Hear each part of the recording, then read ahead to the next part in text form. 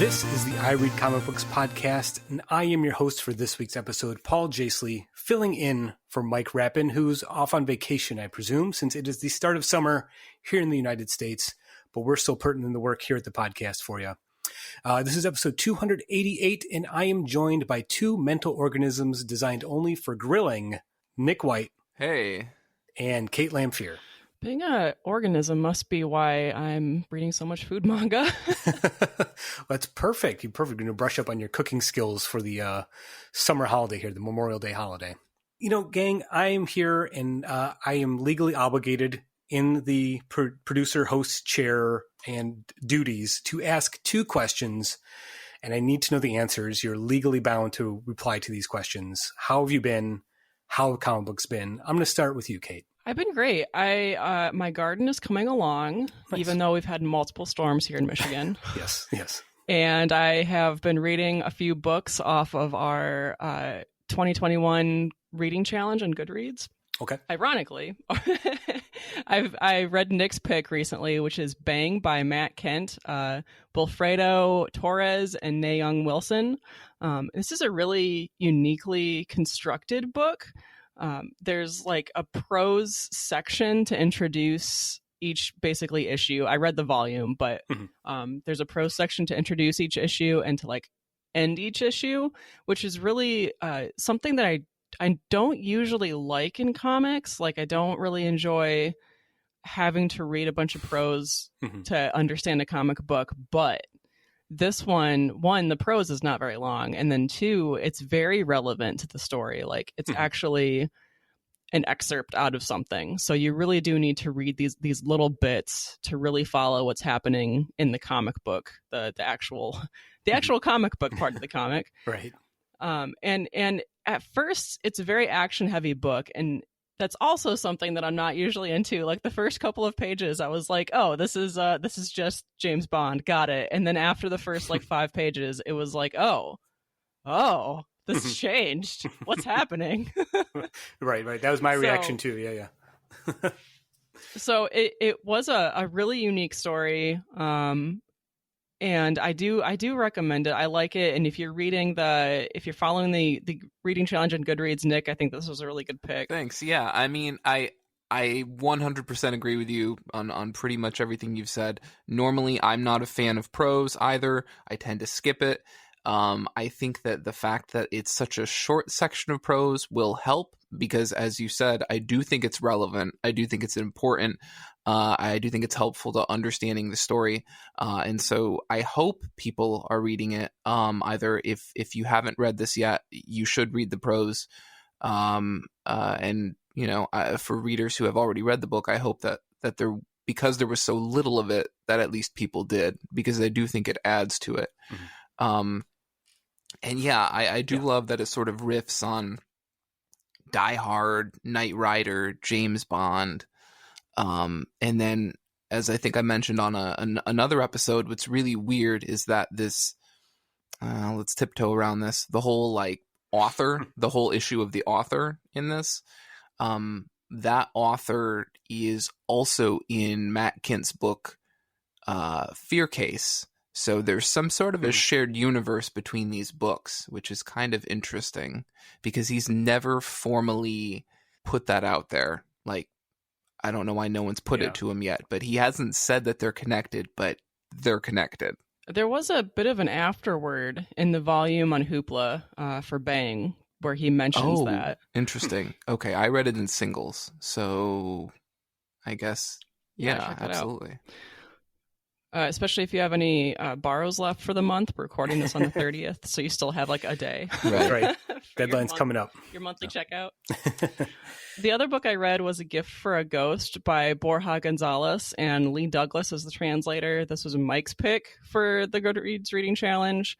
This is a really visually stunning book. The color choices reminded me of Tilly Walden. There's only like 2 colors and then black and white. And the way that it starts, again, was not the way that it ends. At first, I thought that it was a historical, like, light fantasy, a couple of fantastical elements in it. And then suddenly it turns into, like, maybe a 1980s kind of, like, just day in the life type of comic book. And then suddenly, like, it ended in a way where everything kind of came together. And it makes me feel like I need to read it again just to pick up all these different puzzle pieces that I was just enjoying reading, even though like there's kind of this time shift in it.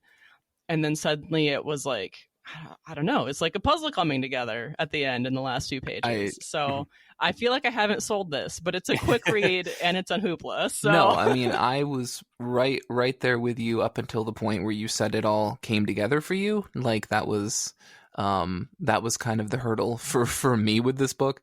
It's an absolutely gorgeous book, but it is definitely one of those books for me where I'm like, am I too dumb for this book, or am I massively overthinking this book? I think that I think I definitely need to reread it and to not try to overthink it. I think part of the beauty of it is that it's just a little abstract. Oh, like, sure. It just is what it is. Like, it definitely feels like sure a book that read... benefits from like multiple rereads. 100%. Yeah. I think that there is some more things kind of going on between the lines. Like, I think that there is some like very real life struggles happening, especially in the 1980s storyline. But in terms of just like the construction of the story, I think I just like, it's one of those things that you can't think about too hard. This is the book where everybody is like faceless as well, right? That's one of the things that I keep remembering. And it bugged me at first, but I'm fine with it. I'm fine with it.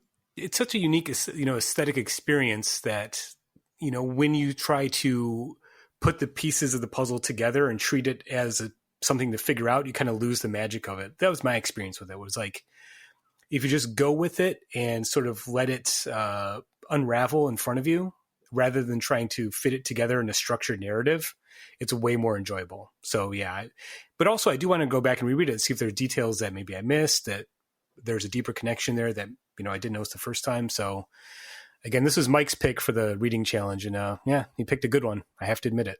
Yeah, it's, for me, I think the core conceit for me, like, even if I don't read it again, is that like it sort of, conjures up ineffable feelings and moods, and that alone, I think, like, if it does that for you, like it did that for me, then that's fine. Then it's doing a job, I think. For sure. Yeah, it's a good one. Definitely one I will probably reread. So I don't know about Bang. I don't know if I'll reread that one, Nick. No offense, okay, but, we didn't need to. So. We didn't. There wasn't really an invitation to go there, but I mean, okay. Sorry, I had to take it. Okay. Speaking of which, Nick, how have you been? What have you read recently? I've been good. I think, West Michigan Weather Watch would be that we're still in that phase of like, do I take the comforter off the bed? Do I not? Do I finally put it away in the closet? Do I not? Do I need the extra blankets tonight? I don't know.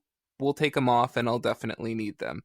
That's. I definitely had to use both the air conditioning and the heat within the past week at my house. Yeah. So Michigan has arrived at that Michigan point. Yeah. And the sad part is I am so lazy that I'm like, I don't care. Like, I'm just going to take the blankets off the bed, and I will just suffer until we reach the point where I don't need it. So, in terms of what I've read, I did get through a couple things.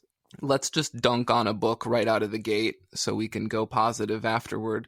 I read X-Ray Robot, Volume 1. This came out last year. It's from Mike Allred, colors by Laura Allred, letters by Nate Picos. This was for Dark Horse. I like Mike Allred. I like his art. I think it looks great. Any book with Mike Allred art, I'm going to read it. Any covers with Mike Allred art, those are probably the covers I'm going to buy. That said, I don't think this is Mike Allred's crowning achievement. No. It makes me sad because there's obviously that stereotype out there, and it's antiquated and it's wrong in most cases, unless you're David Finch. Oh, who said that? I don't know. But there's the idea that writers need to be writers, artists need to be artists, and never the twain shall meet, and stay in your lane, etc., etc. Obviously, we all know a bunch of examples that break this rule, unless, again, you're David Finch, in which case you reinforce it a million times over. And it's confusing with this book because I think it would have either benefited. At first I was like, well, maybe he didn't have an editor, but it did. And then I was like, well, maybe he didn't have a co-writer. Maybe Lee Allred wasn't working on this book. And sure enough, no co-writer, no Lee Allred, no other co-writer. And I was like, because this book can't decide how serious it wants to be. Yeah. It can't decide how fun it wants to be. It can't decide if it's a serious plot or a MacGuffin plot. It can't decide if it wants to front load this book with tons of time travel theories and then have a bunch of fun jumping into weird alternate universes in the middle that I did enjoy. Like, I don't know. What are your thoughts, Paul? Because honestly, this was a disappointment for me, and I just kept thinking, "Gosh, I wish I was reading Art Ops again." Yeah, I have to agree. I think I enjoyed it more than you, but I also kind of agree with your critique. It kind of felt like it was missing an issue. You know what I mean? Like there were maybe I feel like when I was reading, I was like, was awful. Yeah, it's a pacing issue. Yeah, it kind of wraps up so suddenly. Like, boy, there should have been another issue in here to kind of tease out some of the ideas. That said, it looks incredible. I love the visual style of it. Absolutely. The sort of conceit of time travel with multiple dimensions, with, a family drama. There's a lot there to unpack. I just don't think it's given enough time to really be unpacked. And it kind of feels sort of flaccid as a result, which is a shame because, again, Allred is such a unique talent that I was expecting a lot more from this book. And I haven't read Madman, but in some ways it felt to me like as someone who has seen pictures of the Madman comic, that like it felt like it was trying to channel that zany Madman energy, but like shifted into like a modern, like I'm all grown up now kind of situation. This is just wild speculation on my part. Well, it isn't helped by the fact that there are like three Madman, not Don Draper, Mike Allred's character, three Madman references within this book. There's literally Madman comics in the book. And again, I feel like that's part of Allred's aesthetic. He does sort of, it's similar to the way that, Mike Mignola has a certain aesthetic in the universe, even though it might not be fully like fleshed out, or there's always going to be sort of connections between their works. You know what I mean? Yeah. I think the difference is that Madman actually has a strong, identifiable, compelling lead character. And this book, the characters never really get a chance to sort of define who they are or what's important to their relationships. Right. And what they're doing. That's what was kind of confusing for me, because it's like I haven't read that book, but based on what I've heard other people feel about that book, like the idea that Mike Allred can't write a book all by himself is definitively not true. Exactly. So I mean, I think if you were let down by this book, then it behooves you to try Madman, which feels like a better version of what this is. Interesting. So, I mean, that said, everybody, it's a gorgeous book. It's a beautiful, beautiful book. Why would you expect any less, right? Of course it is. Right. I will also say I read Nathan Hale's Hazardous Tales, Rate of No Return. We'll talk about this a little bit more in the larger segment in the second half of this show. Okay. But suffice it to say, I really enjoyed it. The other book I will briefly bring up is Ha Ha number 5. Yes, if I'm on and there was a Ha Ha issue, we're going to talk about Ha Ha. Like, I'm sorry, it's going to happen. This is written by W. Maxwell Prince, art by Gabriel Walter, letters by good old Neon. I don't want to give too much away, he said before he gave too much away. But Prince is one of those writers who has almost developed this tendency of flipping the script, of having the other shoe drop, of having Chekhov's gun that, sneakily finds its way into Act 1 and then drops out of nowhere in Act 3. We can call it an M. Night Shyamalan if you want. For better or for worse, I think readers have come to anticipate these things from his work. And I think that's actually worked for him, because there's almost like this second layer of misdirect now, which is that like people anticipate or try to parse the work or try to find the misdirect, and they're so obsessed with finding the misdirect that sometimes there's never actually a misdirect in the first place, thus causing a second misdirect. Sure. I'll make a flowchart for everyone. We'll attach it to the show notes. And like the whole idea, basically, what I think it was Freud who said sometimes a cigar is just a cigar, right? Like, so, right. And I think that's what this issue is. Haha number 5 is sometimes what you see is actually what you get, and sometimes I think especially people who are so conditioned to W. Maxwell Prince's work, especially Ice Cream Man, are so. They're waiting for the other shoe to drop. They're waiting for things to get sinister. They're waiting for things to get twisted. And I think that that's good because that allows for issues like number 5 to exist that sort of flip the script on the idea of flipping the script. Gotcha. I'm dancing around this a lot because I just want people to read this issue. It's good. It shows W. Maxwell Prince has range. Obviously, it's clown-oriented. It's a little sad. It's a little melancholy. I don't want to say much more than that. We got Gabriel Walter on art. Shock, gasp. I'm not the biggest Gabriel Walter fan, but I really enjoyed this work. I don't know what it is between like this and Sentient, and I don't know if it happened in Tom King's division, but does Gabriel Walter only sign on to works where there's potential child endangerment? Because after reading this, I kind of wonder if like that's his rider, like that's his rider when he signs on to a book. Interesting. Yeah, I don't know. It's weird.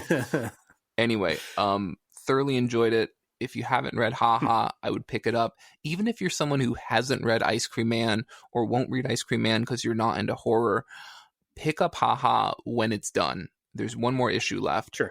I feel like it's different enough. And as these issues go on, it's almost like he's sort of guiding his Ice Cream Man readers from a point of like, I want Ice Cream Man. This is what I want out of a book. I just want more of that. And like, it feels like as Haha goes on, it's almost this trajectory of slowly guiding those readers to the idea that, you know, we can do something else. Like there's some freedom here. Like if you like this, we're going to move in a slightly different direction, but it's going to be slow. I don't know. It's interesting. Okay. Yeah. Yeah. I'll check this out at some point. I remember like reading about it and thinking it would make something to read in trade. So once that trade drops, I'll probably check it out. And I think a lot of people, because they know Ice Cream Man and they know this is about clowns, like there's almost instantly this idea that it's what killer clowns from outer space. It insert every other haha clowns are funny, also clowns are scary dichotomy. Like it's not, that would be low hanging fruit, and it's not that. Gotcha. Yeah. All right.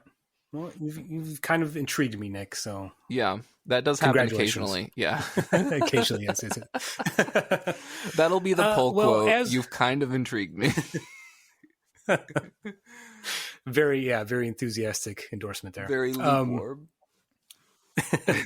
Well, for me, I've read a few things recently. I am constantly 2 weeks behind on my weekly floppies. Sure. So, but I'm slowly making my way through the big stack of stuff I grabbed last time I was at the shop. Luckily, I have a nice vacation coming up. I took next week off, so I have plenty of time to read comics and get caught up. Ideally, we'll see.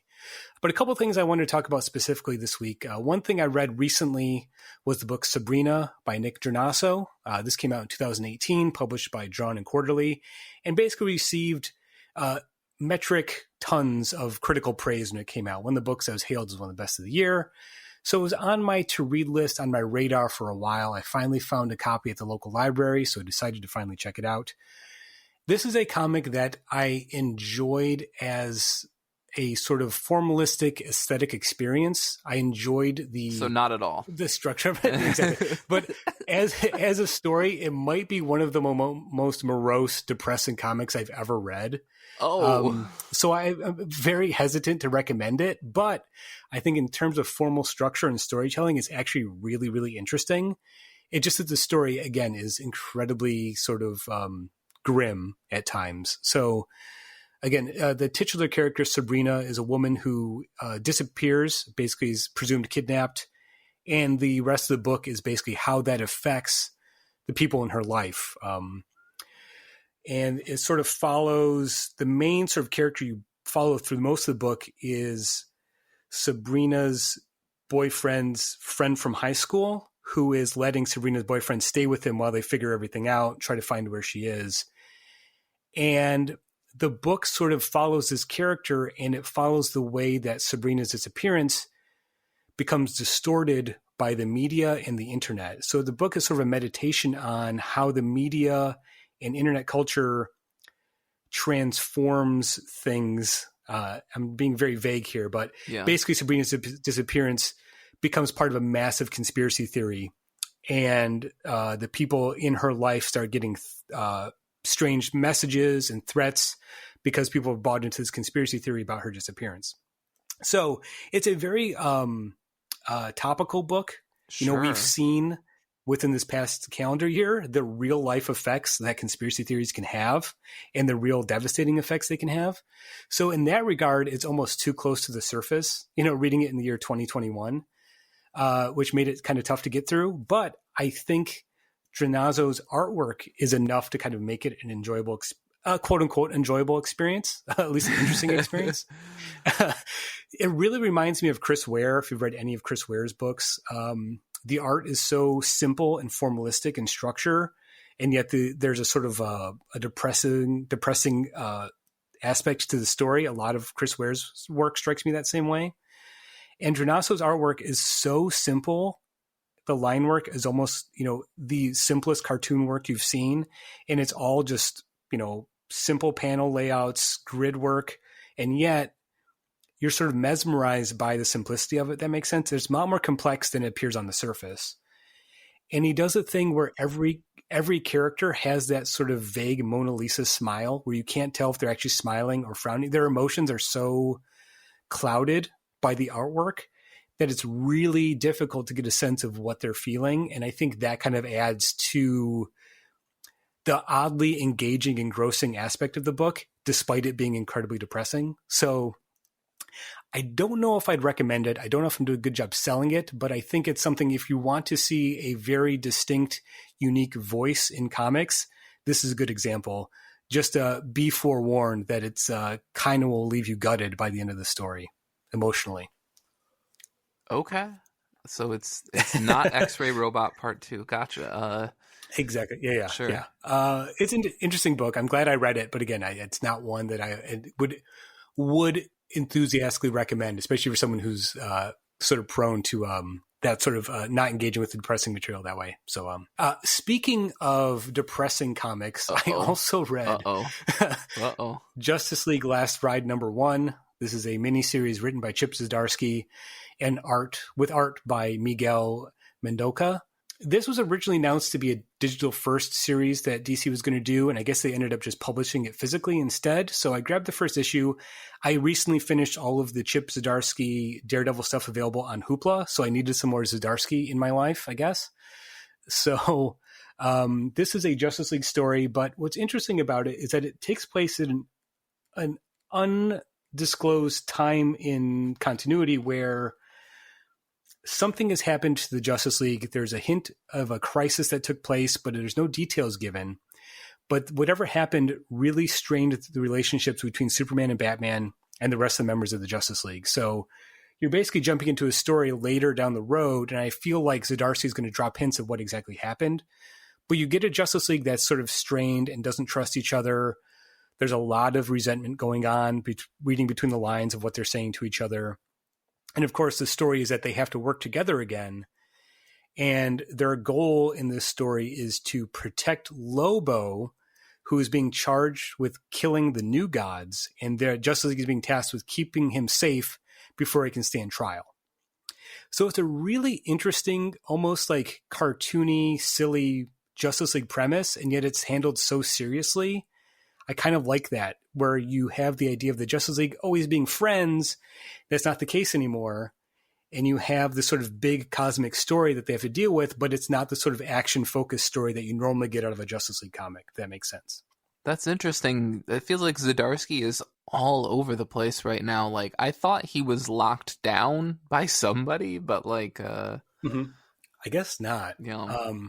And I don't know the exact details to this story because, again, it was supposed to be published as one of their digital first weekly series, and they ended up just doing it physically instead. So that's weird. I don't know how long ago it was written or when it was planned to come out or anything like that. So it's an interesting book. I like Mendoca's artwork.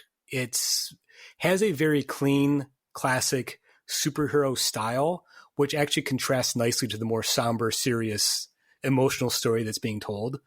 I'm in for the ride, I think, not to riff on the title Last Ride, but I think I'm on board for this one to see how it plays out. I think Zdarsky's such a strong writer, and it's, again, another example of him doing something that isn't just funny. I think between Sex Criminals and Jughead, he has a reputation of being a very funny writer, and this is a very serious superhero story, but doesn't seem to take itself too seriously the way that some of the Tom King stuff might, So, sure. So I think it's an interesting book. I enjoyed the first issue, so I'm kind of curious to see where it goes from there. So, that being said, let's talk about the future. We have new comic books arriving every week, every Wednesday or Tuesday if they're DC books, and this week they're arriving on the 2nd of June. What are you excited for this week, Kait? I'm excited for the T-Dragon Tapestry by Katie O'Neill. This is the third and final installment in the T-Dragon series. I'm devastated by that. I love the series. Sure. I'm sure that the series was meant for children, but is it though? There's definitely some LGBT plus connections in there that I don't think I would have picked up as a kid. Mm-hmm. And then there's this passion for the art of tea making that I think that as a child I would have been look at these dragons, aren't they cute? And just completely ignoring the tea side of the story. Sure. The art is very, very adorable. There's these little dragons that have these little flowers growing off of them, and you pick the flowers, and those are the tea. And all of the characters are also very cute. Not all of the characters are actually human. Some of them are kind of if you're familiar with D&D, sort of this Dragonborn style humanoid. Mm-hmm. Paul knows. There are some very Paul's. Oh, sure. There are some very real struggles for these characters in the story. In previous books, there was a character who struggled to choose her vocation. That thing that we all have to do when we're 17 and decide what we're going to do for the rest of our lives. Right. And there's a couple of characters that are experiencing grief, and there's a really strong suggestion that one of the little adorable dragons has actual depression. Like I said, I'm disappointed that this series is ending, but I'm also looking forward to seeing what Katie O'Neill does next. Gotcha. Huh. Yeah, I'd not heard of this. This actually sounds kind of interesting, so I might have to check that one out. Yeah, once again, all of everything I read is on Hale. So. Hey, that's not a bad thing. That's exactly. Sure. So I have no excuse to not check it out. So yeah, interesting. What about you, Nick? What are you excited for? Well, for me, it's The Visitor #5, and this is a Valiant book written by Paul Levitz. I know, shocking. I mean, these days it is shocking, honestly. Sure.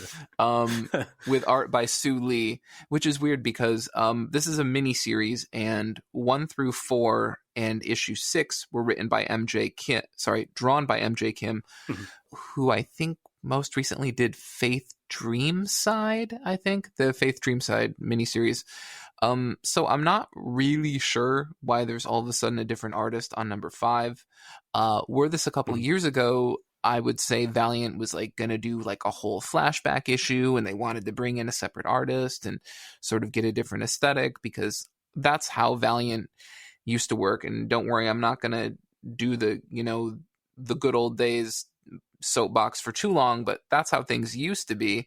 I'm quite convinced that this issue #5 was probably done either because of deadlines or logistics or something like that, because that's kind of where things are now. Lee most recently drew Ash and Thorn for Ahoy Comics. The premise of this book, was, unstoppable, untraceable, unkillable. This is how he changes the world. Who is the visitor? Why are the leaders of the world terrified of him? And will they live long enough to find out? And it's this character that shows up and starts, killing all of these prominent people. And I don't remember all of it, because here's the interesting part. This miniseries began in 2019. Okay. Mm-hmm. #4 came out all the way back in March of 2020. that will probably tip you off as to why this miniseries has gone 15 months between issues. Sure. Obviously, COVID stuff messed up this book's schedule like crazy, and I'm not really sure why they chose to resume it when they did, because this book in some ways actually engages with like more of the world building canon of Valiant more than others have, which is to say so many of them aren't doing any of it at all anymore, that it was weird to see them either resume or start a lot of their other books and just let this thing kind of sit. So again, I'm not really sure. Maybe I know Valiant had like a pencils down, nobody's drawing from this point on in like April or something. And I thought this book was maybe being drawn in advance, but maybe it wasn't. Bottom line is just, it's very weird to see this book, this miniseries now drop issues over 3 different years, which is wild. That's interesting. And I'm just really interested to just finally finish this and see what happens, especially because like Levitz has so rarely done anything non-Big Two, or I think even non-DC, right? So yeah, it should be interesting, especially as it was still, it might have been a pre-DMG acquisition creation, you know, before DMG took the majority share. So yeah, we'll see how this goes, but it's weird. Yeah, and then maybe next year you can fill us in on issue 6 when that finally comes out. So right? you went exactly where I was going to go. So yeah, I'll let you know how it is when it finishes in 2025. Yeah. Perfect. Well, before we get to my pick, I want to mention we have some listeners here in the Discord who always tune in and listen live as we record. And they give us their picks for the week. Both Danny and BN are both picking The Nice House on the Lake. Number 1. I think that's a new horror series that James Tynion is doing over at DC. So yeah, I was kind of curious about that one too. So we'll hope to see how that one turns out. For my pick, though, I'm going to go with Hollow Heart number 4. This is written by Paul Allure and drawn by Paul Tucker. I didn't pick it just because both creators share my names. I actually really do enjoy this series. This is from Vault Comics. It's part body horror, part queer love story, part sci-fi. It's a really, really interesting book that feels very unique to me, and I'm really engaged with it. I just read issue 3, so I'm already on board for issue 4.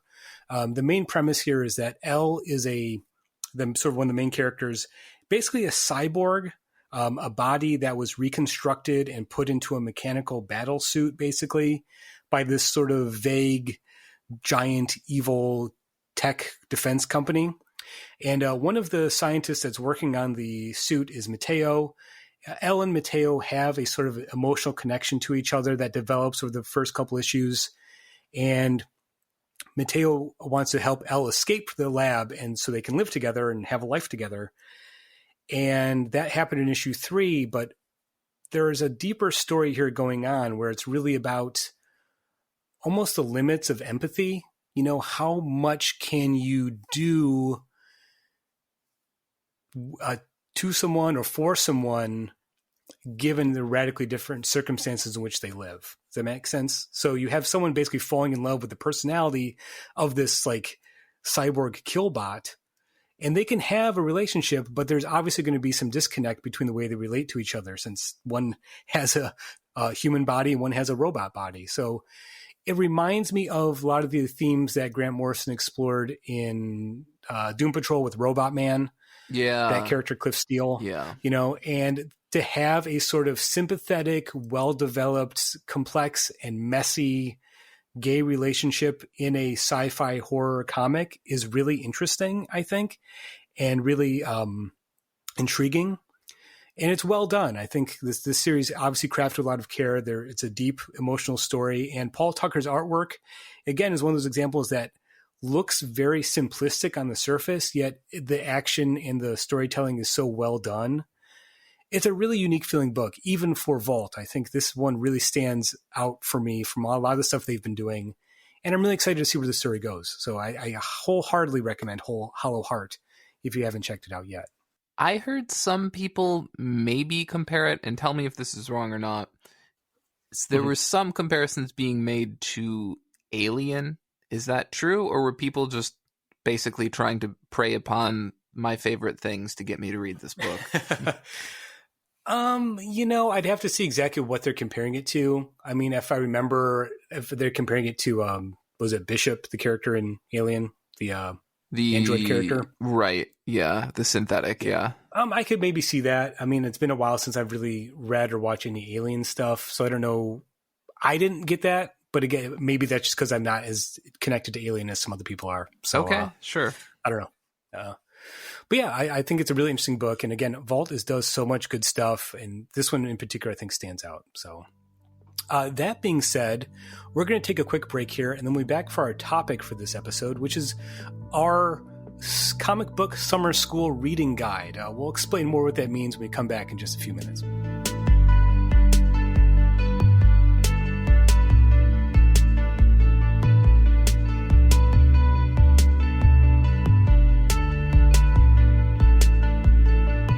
Before we get to the main topic of today's episode, I do have a couple announcements that Mike has given me to announce to you. We want to give a special shout out to Elsa Chartier, a friend of the show, for supporting us on IRCB and our Patreon site. We'll give more information about our Patreon at the end of the show, but thank you for supporting us. We always appreciate it. And also we want to mention that our book club this coming Saturday will be Sweet Tooth Volume 1. Mike is going to also record a live episode of the first episode of his Sweet Tooth TV discussion show. So you can brush up on your Sweet Tooth in anticipation of the Netflix series and hear Mike rave about how great it is live when he records that. So that being said, we want to get to our main topic of discussion today, which is our comic book summer school. Now, what do we mean by that? I pitched this topic to Kait and Nick because here in the United States, Memorial Day, which is the day after we're recording here, Monday, is the sort of unofficial beginning of summer. And we want to have a productive summer and learn a lot. So I was thinking about comics that are explicitly educational. Comics that are designed to teach you something or show you something and use the comic book medium as an educational tool. So I thought maybe we'd talk about that in general, talk about whether we think comics are useful as educational tools, and then give some examples of comics that are books that we enjoyed that did teach us something, we learned something from, and are designed to do that. Now, I want to clarify, I don't mean books that maybe are biographies where you learn about the subject. I think a lot of the Box Brown biographies are great comics, and I learned a lot about Andre the Giant and Andy Kaufman and the creator of Tetris by reading those books, but they're biographies first. So I want to talk about books that are explicitly designed to convey information and are educational in nature, if that makes sense. So I have an example that actually sort of made me think about this topic that I want to give out first, and then I'll throw it over to Kait and Nick to give their examples and their thoughts. But there's a book that I recently picked up called Hey Amateur that Black Crown published last year. It's a book that I saw in previews and ordered and then forgot that I'd ordered until it popped up in my pull box at my comic shop. But basically what it is a group of comic book creators. We have all different creators from across the spectrum of comics, each doing a one-page comic that is a how-to guide. So it's like those WikiHow articles that you see online that are illustrated guides to do things, but it's comic book based, and each comic is a 9-panel grid. So, for example, you have How to Make a Burrito the Right Way by Gilbert Hernandez. You have How to Carve a Pumpkin by Jill Thompson. How to Skank at a Ska Show by Sam Greenberg. How to Draw Likenesses by Gene Ha. How to Have a Career in Comics by Peter Bagg, and many, many more. And I like the idea of using the comic book medium, specifically the 9-panel grid, to do an educational explanation of how to do something useful, maybe like carving a pumpkin, or something not so useful like how to survive a bear attack, things like that. So it really made me think about how useful comics are as educational tools. I think they're very educational, but I've talked enough. Nick, Kait, where do you stand on this topic? Are comics useful in the classroom as educational tools? I've read I've read a few of the Maker comics from First Second, and all of those are really, really great at teaching you the basics for something specific, and the way that they present it, I think, is really friendly for a younger reader. They present the subject as a story. So, for example, Bake Like a Pro by Phelan Koch was presented like the story of a young witch who decides that her magic needs to be more special than just being a baker. But then she gets into baking and she's like, oh, this is magic all by itself. But in the meantime, the story is teaching you how like the temperature of the butter when you put it into your dough is going to change the like how soft or hard your cookie is, sure, or how much it spreads out in the oven, things like that. And it doesn't get like super into the science or anything, but it does give you enough information to get you started, to get a reader more interested in baking, to try some new things. And I did that, that worked for me. And then I also grabbed Grow a Garden in the same series. That one's by Alexis Frederick Frost. And I grabbed this one. I bought this one specifically because I was wanting to learn how to start a garden, which I've done. And I wasn't succeeding. I was doing very poorly. Sure. And even though this comic is for kind of designed for kids, and I'm an adult and I can get more professional reading and I can look things up on the internet, just reading this comic helped me realize that I'm doing something wrong with my watering. Like I was watering too much or too little. So it was useful. And do you think it was the comic book aspect of the presentation that made it more engaging than looking something up online, or more useful in that regard?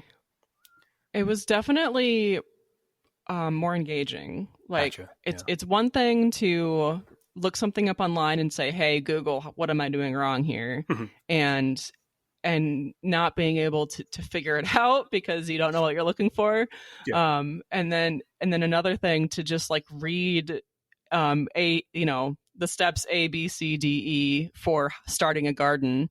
And, a few of these steps would say if your leaves turn yellow or white, or they're not growing as fast as the package of the seeds say that they should, like maybe this is what's happening. Yeah. And that was really helpful. And that helped me like troubleshoot what I was doing wrong. And then I got this really cute story at the same time. Well, there you go. Yeah. Best of both worlds, really. Yeah. Yeah, it was. What about you, Nick? I mean, first off, in response to what Kait was saying, like, I do think there is, and this is like applying to books in general, not to be like books versus the internet, let's fight, right? Because we don't need to, and that is not the topic of today's show. But there's almost something liberating about being like, well, I need to do task X, and here's a book I have for dealing with task X, and I'm just going to follow the book, as opposed to get on the internet. And then like whenever you get on the internet, you know, all of a sudden you're now like, you have to become a curator, right, of the knowledge you're being given. Is this trustworthy? Right. Is this not trustworthy? Where do I go for this? Is their answer comprehensive? Is it clear? Is it not clear? So sometimes it's just really great to just have a book where you're like, somebody wrote this and then had to come back a couple days later and look at what they wrote and go, you know what? That makes sense, or that doesn't make sense. And that alone is useful. And then if they have an editor, it means there's somebody else that goes, yeah, that makes sense, or this doesn't make sense at all.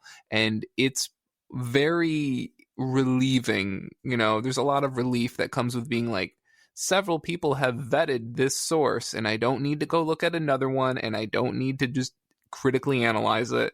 And so when you have that, and then you also have the ability of sequential art to sort of convey a story, I think that helps. I mean, I think honestly, you could draw some 9-panel grids around IKEA instructions, and it would effectively be the exact same thing. Which is to say that it works. Like it works. Yeah. I mean, there's a reason why whenever you get on an airplane, all the safety instruction guides are basically pictorials. They're not written out instructions. They're just illustrated guides, right? Right. It's because that, and I think, you know, of course I won't be able to find the exact article, but I remember years ago finding some article that was explaining the And I hate when that's the thing where it's like, I read an article once, therefore I'm an expert. Yeah. But anyway, there were studies done by the Department of Defense that showed that soldiers that were training retained information better when it's presented both visually in pictures and written. Oh, which yeah, proves that I've heard this too. And maybe it was know, from you, and maybe you just spread this wild idea and it just it caught on to me. But I've heard that as well. Like Army instruction manuals are that way for a reason. Yeah. Because it works. Yeah, and because it works. And I think there's something to that. And I think what's even more interesting was that comics that are drawn or intended to be educational but also entertaining, you're kind of getting a better example of that, because the artwork has to be clear and precise and also expressive at the same time. It's not just simple. It's not IKEA directions that are just purely informational. When you have an artist behind that who brings an artistic aesthetic style to it, it makes it even more engaging, right? Yeah, no, completely. I think, there's some great stuff out there by Gene Yang, where he's sort of outlined the history of comics and education. We'll put this link in the notes. And it's fascinating stuff, because he's largely talking about how, in the 1940s, 95% of all 8 to 14-year-olds were reading comics. 65% of all 15 to 18-year-olds were reading comics. And so there was definitely a real push, especially in academia, in education as an academic field, in sociology as an academic field, to sort of really look into this and figure out, is this something that they could tweak or adjust or inject into educational curriculums, or if maybe people felt, as Wortham felt, that it was obviously a big thing of importance for kids, but that it was actually detrimental to their learning experience. And Right. it's really, really interesting stuff. They talk about these different studies that they did, where they basically, let me see if I remember this right. Like they gave a group of kids, they had two groups of kids, and they gave a group of kids basically a test on material. And the first group was given basically a sort of comic book-esque set of content where you had pictures and you had prose, and the second group was just given the prose, and then they actually inverted the test and so that the groups, regardless, it's all laid out there in the article, but more or less, as most people would obviously guess, there was more retention being done by the groups that dealt with the visual plus prose elements combined. Yeah. And what was really interesting was that the group that didn't initially get the both elements combined, and then they took the test second, they still also had a significant boost, which would have been from the anyway, clearly I'm not going to condense this whole academic study. The bottom line is it's Sure. For everyone who's like got there, well, what about this? What about this? Like, I think they dotted all their I's and crossed all their T's is just what I'm getting at here. So. Gotcha. Yeah. And again, it just makes me wonder if, again, having a sort of narrative aspect to it is somehow even more engaging than just being purely visual, if that makes sense, where there are comics that I think maybe fall into a gray area for me with this topic. The one example I thought of was Relish by Lucy Knisley, which on the surface is a memoir about Knisley's experiences with food, and she's remembering certain dishes that she had an emotional attachment to at certain parts of her life. So it's a memoir, but in between each chapter, there's an illustrated recipe of the thing that she was just talking about. So on one hand, you do have a sort of narrative that's very personal. You also have illustrated recipes on learning how to make new dishes. And I think that personal connection that the author has with the information they're conveying somehow makes it even more engaging than just an instruction guide or recipe would be. I read, I think it was called I Moved to Los Angeles to become a animator, something like that. Okay. Yeah. Oh yeah, I've heard of that book. Yeah. I think I did read it based on either your recommendation or something that you said that you wanted to read. Yeah. Here it is. It's called "I Moved to Los Angeles to Work in Animation" by Natalie Neuragat, and it was the same kind of book where it's her memoir, but there's also a whole lot of like advice or like anti-advice. Like, this is what I did and don't do that. Right. Yeah. Yeah.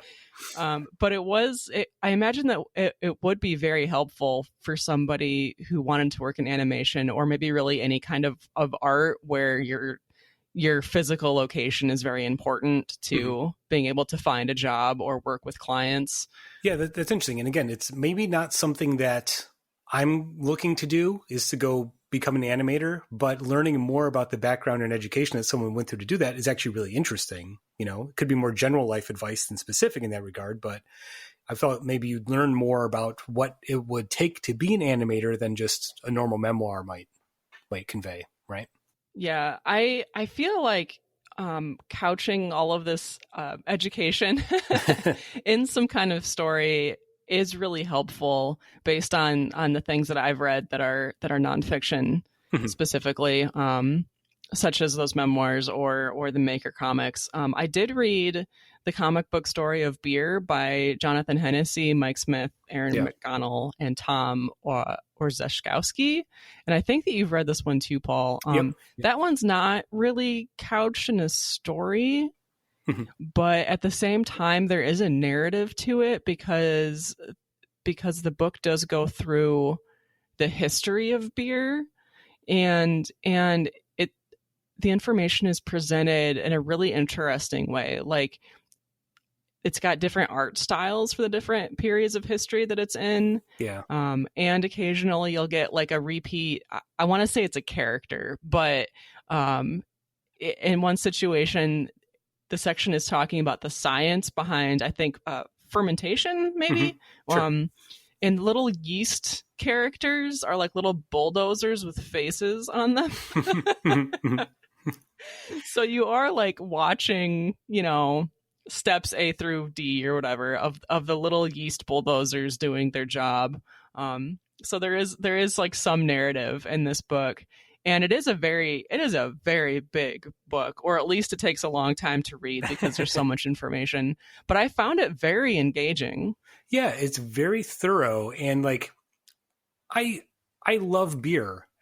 But I understand so little of the actual brewing process. And this book was actually really educational in that regard. And I think part of that was there's an artistic license being used. Like, you use the example of the yeast being bulldozers. Like, I know what yeast do, but when it's put in that framework, using that creative and artistic license, it makes it way more engaging than just someone explaining to me the steps in the brewing process, which I can already feel my eyes glazing over having had that conversation before. I think this book was a far better way of conveying that information. And you learn a lot about not just beer in general, but specific styles of beer and, how they're developed over time and the sort of geographical history of beer.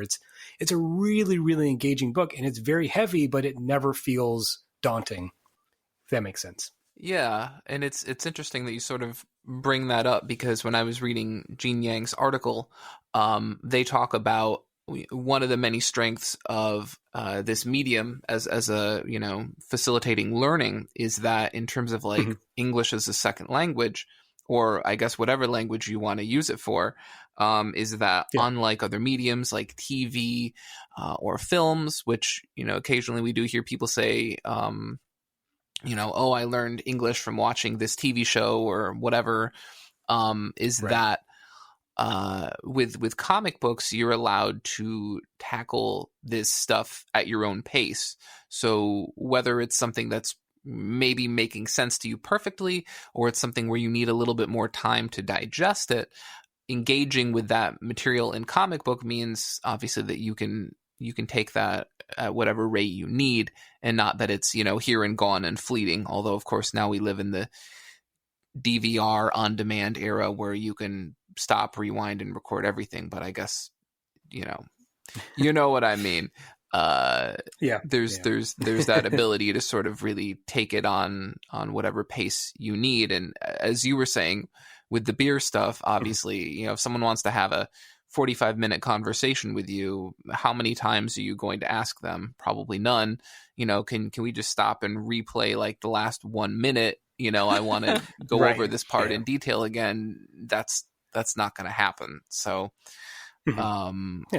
it's useful in that way too, I think. So, and Nick, you mentioned when earlier in the show when the books that you read would fit into this topic. Do you want to take a few minutes to describe that one and why you thought it fits? So I read one of these Nathan Hale books, which is kind of curious because I know, you know, sometimes in psychology they talk about like, oh, you know, if you name your kid this, they end up doing this or whatever. And so it's kind of weird that these people name their kid Nathan Hale, and he goes on to write these books about literally with the main character being Nathan Hale. It's kind of a weird premise. I actually had to go Google some stuff because I didn't pick the first book because I'm dumb like that. Because I think the way I approached it as an adult, so I don't even know what other people would think about it, was that like each book is about a specific instance in history, whether it's the Donner Party, whether it's Nathan Hale as a Revolutionary War spy. And so you just pick up whichever book you want. And there you go. It's self-contained. And it largely is, but there's sort of this narrative skeleton, which is that Nathan Hale, Revolutionary War spy, he's about to be hung. He's on the, what do you call that? Like a gallows? Yeah, the gallows. He's on the gallows and the hangman's about to hang him. And he like suddenly gets swallowed by this book of American history, and he learns all of American history, to which my brain went like, oh yeah, like how far into the future? Because like, you know, I was just trying to narratively break this book and be like, tell me about 2424 Nathan Hale. And I was like, don't be mean, Nick, don't ruin this book for other people. And so he learns all of this history, and he says, you know, don't hang me, I'll tell you all of these stories. And so it turns into basically, what is that, 1001 Nights, where it's sort of the the constant weaving of tales to like keep people from, I don't remember how that all plays out. But so you have these characters, Nathan Hale and the hangman and this other character, I think the person who was overseeing the hanging. And basically they act as this skeletal framework for the series where, you know, he's telling them these stories that he's learned.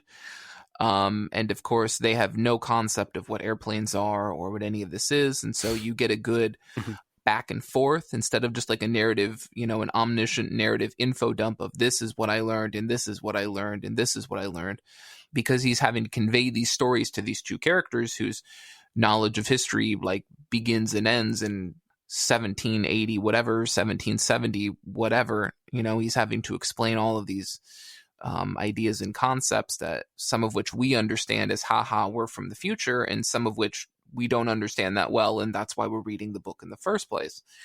So it's kind of a weird structural conceit that if you don't start at the beginning, you maybe have to figure it out. But like, you know, I think kids aren't bothered by those things. They just keep reading the book. Whereas when you're an adult, you're like, now hold on, I need to understand this perfectly before I move on. And that's why adults are stupid. But so I read this book, The Rate of No Return. It's largely about the Doolittle bombing of, I don't know what the formal name for the event is, but it's the Doolittle bombing of Tokyo, which was sort of the retaliatory measure to the bombing of Pearl Harbor. And which is, I think, seen at the end of the Pearl Harbor movie. So Michael Bay, there's your name drop for today, I guess. There's got to be one. It was very surprising to me because, one, this book has a lot of context. Like, for a book that I think is for teens, it is very obsessed with setting up the proper context. So they talk about all of the past Japanese conflicts that led up to this one. We go through almost all of Pearl Harbor, like beat for beat for beat. It's like 150 pages. The actual raid maybe makes up the last 30 or 40. I could be wrong, but I was surprised by how much historical context they were interested in giving. I say they because Nathan Hale is the writer and the artist, but from what I've read at the back of the book, unsurprisingly, it sounds like he has a lot of researchers, or it feels like he has a lot of researchers. And when you read the book, it's dense, it's packed. There's a lot of information there. You follow like all 16 of the ships or boats. There's a whole ongoing joke in this book about what are ships versus what are boats, and I'm probably going to screw that up right here too. So, but I was just surprised. Like, it's really great at conveying really good diagrams. There's some really great diagrams of Pearl Harbor, and they list out all of the little ships, and they show you which ones got sunk or which ones got damaged. There's a real sense of scope and scale that you just don't get when it goes, there were 3 destroyers, there were 6 aircraft carriers, and it's like, okay, right? Yeah. And beyond that, I think what's so great about a book like this is you go, well, what does a light cruiser look like? What does a oiler boat look like? What does a destroyer look like? You hear all these terms, but they never really, you need like a visual indicator. And so it's just really nice to have that. Yeah. And then like the book also finds really interesting ways to weave in primary sources in ways that I think maybe younger readers would consider primary sources too long, too drawn out, maybe difficult to understand. The book actually gives you all of Eleanor Roosevelt's speech following the events of Pearl Harbor. And it is sort of a prolonged speech, but it's given word for word. And what's great is the book obviously breaks up 5 or 6 words of the speech, panel by panel by panel, and sort of giving, different cutaways of different people listening to the speech, maybe that pertain to that panel, where she talks about, I have relatives that are out at sea or whatever, and it cuts to them. And so it gives readers, especially younger readers, the ability to take in smaller chunks of something with some great contextual pictures, but then it also sets a pace, it sets a pace for this primary source that isn't overwhelming. And at the end, it even goes, congratulations, you've just read all of Eleanor Roosevelt's full December 7th broadcast on Pearl Harbor. And I was like, 1, that's neat. B, also, don't be condescending. No, I'm just kidding. Don't patronize me. Well, yeah, that's really interesting. Because I think that speaks to the topic here, is that the idea that rather than just being a sort of dry explanation of a subject or explanation of the topic, the visual aspect of comics, particularly something that's designed to be engaging and entertaining, can really be a useful way of presenting information. So like that thing where you trick someone into learning something, even though they think they're just enjoying the story. You know what I mean? Right. It's really, really effective.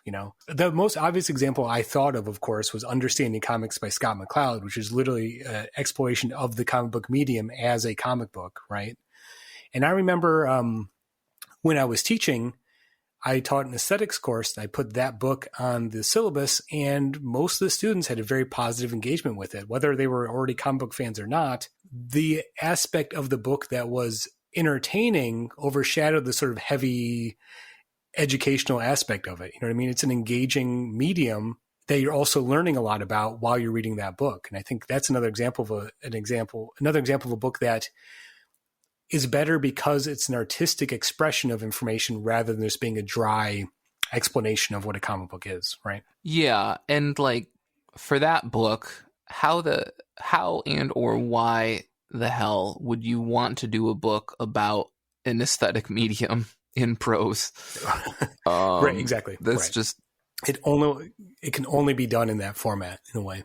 Yeah, and I mean, that said, I think that book is so, I don't know. I really like that book. I think it's really good. Obviously, we're not here to have a discussion about is Scott McCloud's Understanding Comics good or bad. I think it's good. Right. I do think it's so dense, and that's not necessarily a criticism. Like, and we've even talked about that book on the show before. I think it was actually we had an episode dedicated to it, and you can literally sit down and have a 45-minute discussion about 2 pages of that book. Like, it's not hard. It's not hard. Yeah. So I don't know. I guess it's packed, and I would recommend that book to people, but just for people who like to fly through stuff, don't fly through that book.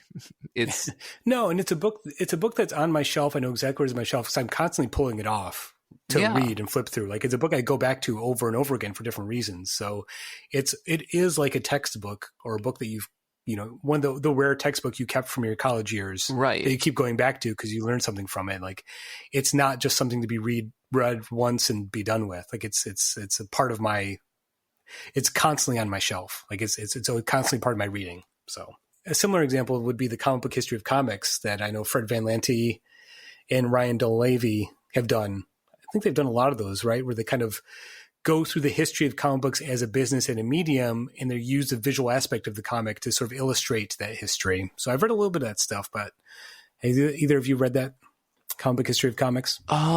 Gosh, haven't they done like 3 of these at this point? I think so, yeah. And I think I've read the first one, which I think was Comic Book History of Comics. I know they've done a couple other subsequent ones since. I mean, it makes sense. Like, how else would you want to do that, right? Like, right.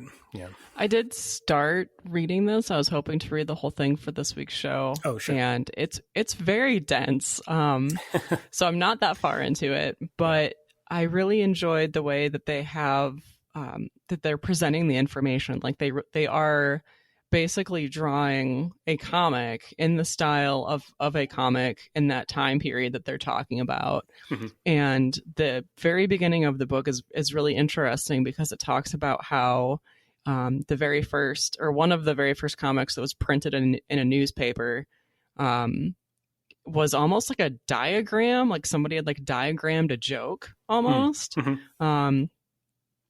And then it talks about like one day somebody added outlines to like group these sections of movement, and that's how panels started. Sure. And how that like changed what a comic could be, like how it turned it into sequential art. Mm-hmm. And that I'm only like 20 pages into this book, but that was really interesting. And then something that I found that I appreciated, that I kind of found funny, was that I work in prose publishing, and we have to have disclaimers for any other printed content that we reference on the copyright page. And most of the time, the copyright page is just very tiny text that has a list of all these other books in it, and like who owns the rights to them and things like that. But in this book, the Comic Book History of Comics, they actually drew these tiny little panels that had the disclaimer in it, and then it showed you a piece of that art style, so that like when you got to it in the book, you would know like what it's Gotcha. from. Yeah, that was really cool. Yeah, I mean, I've like I said, I've read a little bit of that stuff, but again, it's so engrossing and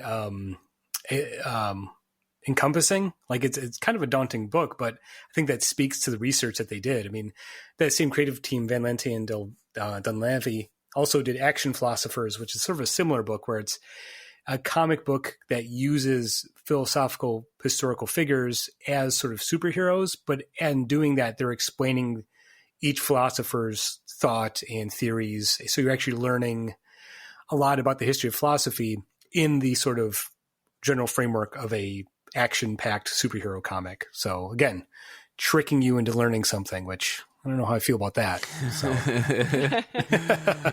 But so yeah, I know there's a lot of examples we can give and a lot more to this topic. I know we're kind of running short on time, so let's just go around the horn. If you have one last example or conclusive thought about this topic before we wrap it up. Nick, let's start with you.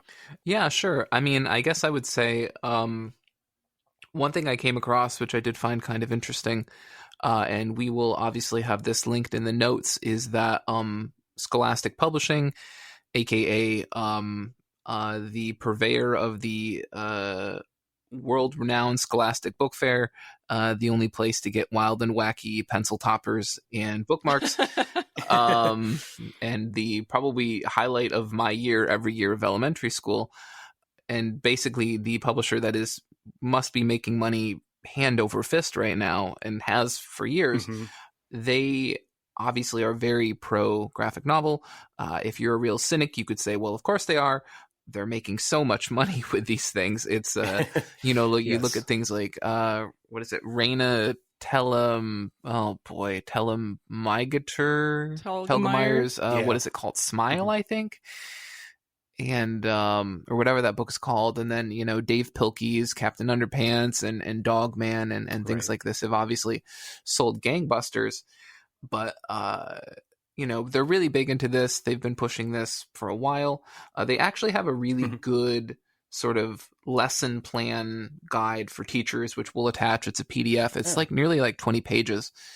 And it goes into how to teach, or at least the basics of how to teach graphic novels in classrooms, running the whole gamut from kindergarten all the way up through high school, with thankfully a lot of online and print resources for educators who want to really drill down on a specific, either a specific subject of this content or a specific grade range of this content.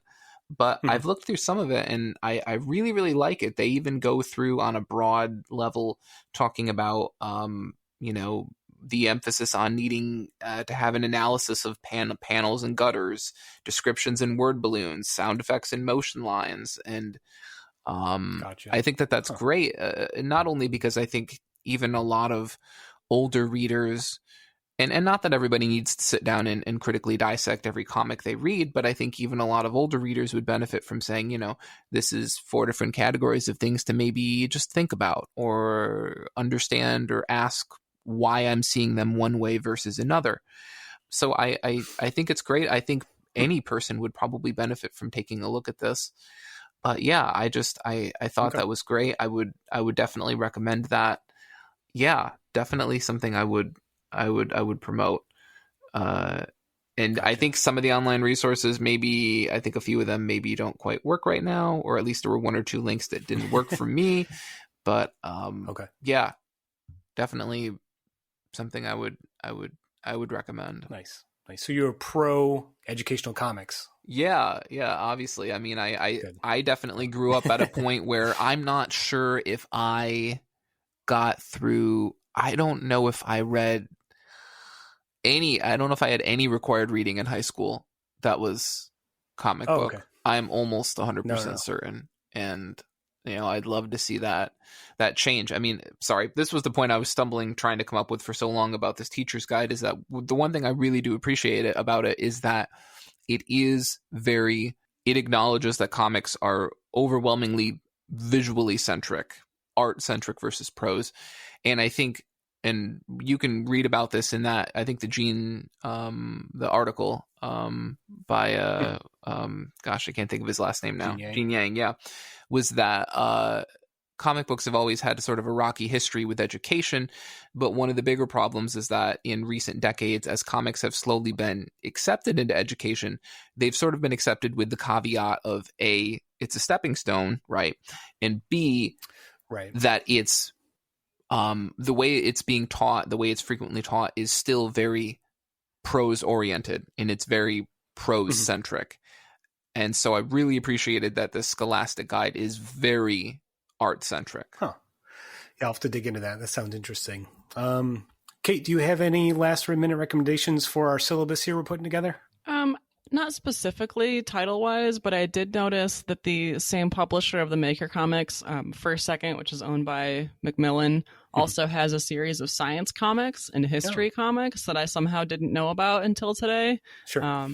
There's a book coming out this week called The American Bison by Andy Hirsch, and that's part of their history comics series. So I'm going to have to check some of those out. Yeah, that sounds interesting. As for me, one last book I want to recommend, because I just recently finished it, was Save It for Later, Promises, Parenthood, and the Urgency of Protest by Nate Powell. Came out last month, I believe, and Nate Powell, most of you probably recognize as the artist who worked on the March books with the late John Lewis. And this book, again, is sort of a gray area because they are a series of personal essays that Powell has done about our current political climate and the way that's affected his life and his children. But there are a couple chapters in this book that are very well researched and detailed explanations of the way symbols have changed over time, specifically the way that the Punisher symbol became used by white power groups and Blue Lives Matters groups. So it's a book that, again, is a personal expression that Powell's giving about his experience for the past couple of years in our current political climate, but it also has an educational aspect where he actually does a lot of research to explain, like, look, here's why we have these blacked out American flags with the blue line in them, where it comes from, what it means, and the history of it. So if you want to engage with that stuff and find out more about it, I think it's a good resource. And I really enjoyed the book overall. So let me quickly tag on the end of that real quickly. For those of you who haven't read March, you should read March. For those of you who have read March and you aren't reading Nate Powell's other books, get on that. Honestly, his other stuff, his other OGNs are absolutely worth your time. They're so good. Any Empire is an absolutely essential read. That's such a good book. So I'll throw that one in there. Yeah. So, anyway, I'm flipping through this Hey Amateur book as we're wrapping up here. So I'm going to have to stop so I can read this page about how to recognize various types of vampires and protect myself from them. That seems very important. So I'm going to get to that as soon as we're done here. I want to say to anyone listening, if you have any recommendations you want to add to our summer comic book reading syllabus we're putting together, please let us know. You know where to find us. We are all over the internet. You can find us all on Twitter. I'm at OhiPolly. Nick is at Death Star Plans, and Kate is at Kate L. Fear. And of course, the show itself is at IRCB Podcast. We post comic book news, art we like. We have sassy little polls. Whatever Mike feels like posting, it's all over there. This episode first aired on Patreon and is possible because of our wonderful patrons. Join today for exclusive series like the IRCB Movie Club, Saga, and more. You can join now at patreon.com/IRCB podcast. And if you haven't already, please rate and review our show 5 stars on Apple Podcasts, Stitcher, or wherever you listen to podcasts. It really does help us spread the word about the show. We would also love it if you would join the IRCB Discord community to chat comics and more and listen to our episodes live as we record. And that's at ircbpodcast.com/Discord. And it would also help us out a lot if you would tell your friends or your local comic book shop about the show. Infinity Shred is the best band in the known universe. They also do the music for our show here. I want to say thank you to Xander, who is a wizard who edits the show and makes us sound so good. Thank you, Nick. Thank you, Kate. Thank you for everybody in the Discord chat for joining in and listening live. And I want to thank you, the listeners. And remember, until next time, comics are good, and so are you.